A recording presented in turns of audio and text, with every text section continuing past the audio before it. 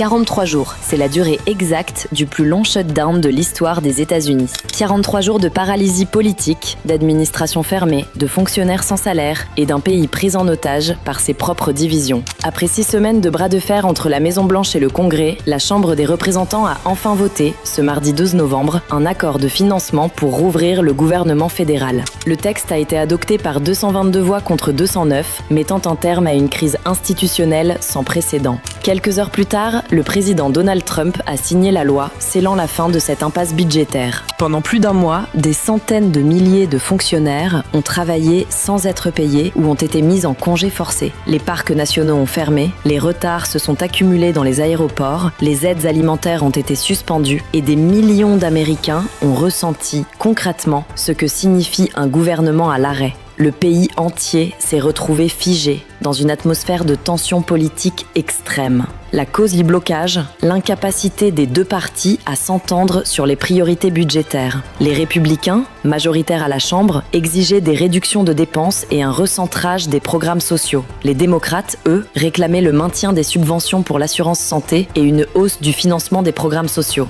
Résultat, aucune loi de finances n'a été votée à temps et le gouvernement a fermé ses portes le 1er octobre. Le compromis finalement adopté au Congrès ne règle pas tout. Il s'agit d'un financement temporaire, valable seulement jusqu'au 30 janvier 2026. Une solution d'urgence pour éviter le chaos économique, mais loin d'une vraie résolution politique. Autrement dit, dans moins de 3 mois, les États-Unis pourraient de nouveau se retrouver au bord du gouffre budgétaire. Ce texte apporte néanmoins un soulagement immédiat. Les salaires des fonctionnaires seront rétroactivement versés, les programmes d'aide alimentaire relancés et les services essentiels comme le contrôle aérien reprendront leur rythme normal. Mais certaines mesures clés ont été abandonnées dans la négociation, notamment la prolongation des subventions santé de la loi Affordable Care Act, un point que les démocrates considèrent comme une défaite sociale majeure. Sur le plan politique, la bataille a laissé des traces. Les sondages réalisés durant la crise montrent un pays profondément divisé. 50% des Américains estiment que la faute revient aux républicains, tandis que 47% blâment les démocrates.